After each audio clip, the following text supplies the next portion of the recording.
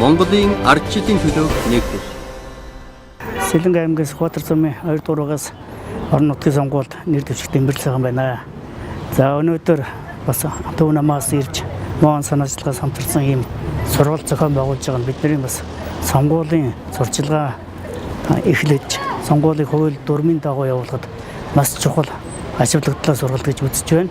Энэ хүрээнд дотор ялангуяа сонгуулийн хуулинд хориглосон заалтууд, за зөвшөөрсөн заалтууд, хугацаатай зүйлүүд энэ бүгдийг бас хийж хэрэгжүүлж боломжийн талаар сайхан сургалт зохион байгуулж байна.